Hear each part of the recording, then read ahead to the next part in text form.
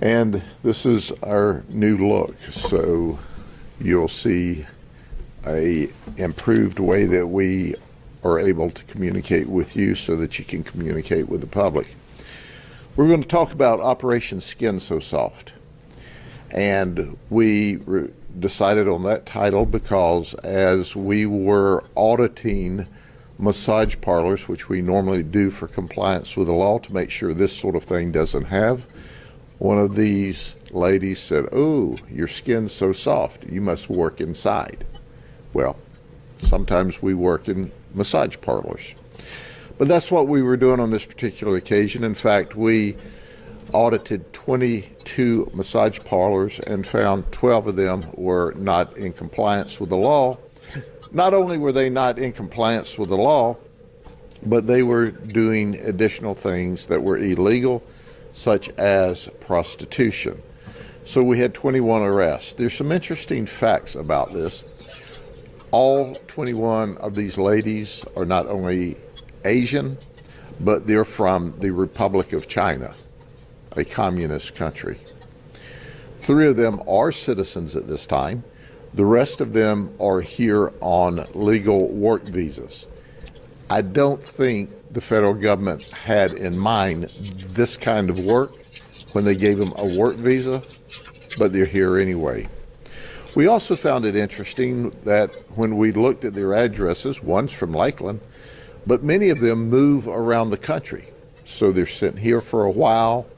One lady said she came from a small town in Oklahoma. One's from New York City. But all of them are from China. It makes you wonder. The oldest is 64 years of age that we arrested. The youngest was 31 years of age. 8 of them claimed to have been married. All of these Asian ladies or Chinese ladies, by their own admission, were at Asian massage parlors. And we have to show you some of the more bizarre events. I'll start out with the most bizarre. And as I pronounce their names, understand I'm born and raised in Polk County, Florida, and these names are from the Republic of China, okay? So I'm just saying. So we don't know if her name is Hing-Ya, Hung, or Jinx Hung, or whatever, but this is who she is. We'll give you the appropriate spelling, and you give it your best shot. She's 60 years of age. I'm sorry, she's 37 years of age. She charged $60 for a massage. Now, this was supposed to be a legitimate massage. My undercover agents asked only for a regular, legal massage. But she started upcharging and inappropriately handling, in fact, tried to have full sex with this undercover detective, to the point that he had to push her off and start to get up to leave. She was extremely aggressive, at which point she grabbed him, tried to get him to sit back down. She stood in front of the door so he couldn't leave, and then she tried to hold him down. Now understand, they said this was really interesting because this is a big man, undercover detective, and they said, might have been 5 foot tall. She wasn't as big as a popcorn fart. And she was trying to hold this man down. So anyway, she obviously not only got arrested for prostitution, but a litany of other charges that included battery. Then there's Yan Lu. She's from Winter Garden. I neglected to say that Mrs. Hong here was from East Valley, California. So here's one from California. Yan Lu is 64 years of age. She was from Winter Garden. She was paid $60 for 45 minutes of sex. She left the room and she came back with a condom. Now, this was not in a commercial package, but it was wrapped up in like paper, you know, maybe used, okay, and tried to have sex with the undercover. And the undercover she upcharged $290 for a total of $350. She was very, very aggressive. He said, I didn't say one word about illegal massages, happy endings, nothing. And she was aggressive to the point that she actually tried to have sex with him. She got arrested, as you can imagine, for a litany of charges. Then there's Rufin Wren. She was also 64, but she goes by the alias of Susan. She's from Flushing, New York. She wanted $80 for a 1-hour massage. 30 minutes into the massage, all of a sudden she comes out with this exotic oil and starts massaging the undercover with oil. She turns the lights down, and then she started massaging him in areas that constitutes illegal conduct. She was arrested. But during this time, the undercover would say, no, no, no, just a massage, just a massage. So on 3 different occasions, she continued to try to come back and upcharge him to engage in sex. So that got her arrested as well. Then there's Jin Fing Mu. She's 59. She's from Lakeland. She's a U.S. citizen. It was to be a 1-hour massage for $70. She made the statement to the undercover that she travels between New York and Florida. So apparently all of these ladies are on a circuit. They don't stay here for any lengthy period of time. And she then wanted to add $20 for a happy ending for the massage. What's interesting about Jin Fin Mu is that in December 2023, less than a year ago, she was arrested here by us for the same exact thing in another audit. So these investigations are still underway, and the message is clear that if you do illegal conduct in what is otherwise a legal business, you will be arrested. And I caution customers of going to these kinds of establishments, okay? Now listen, I'm cautioning customers that go to these kinds of establishments. No, we're not going to do one of these craft operations, but maybe somebody's videotaping you.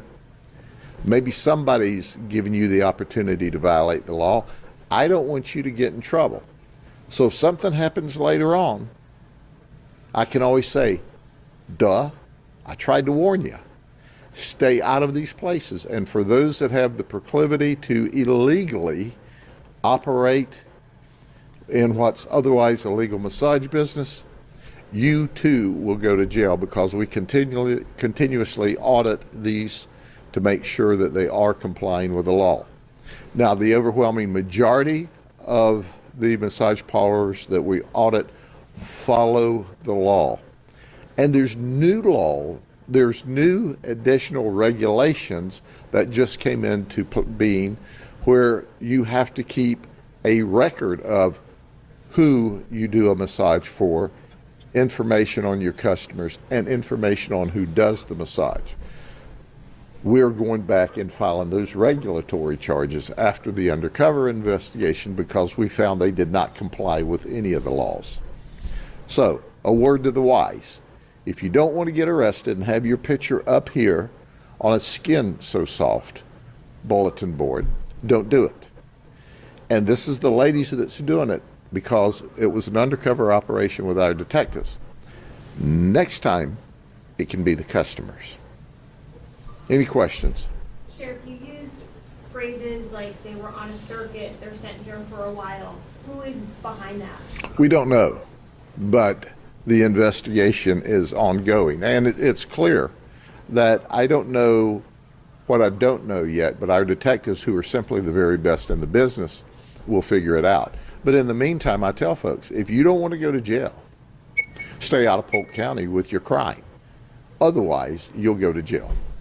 And I know in the press release, I think a couple of them said they were owners of the spas. Right.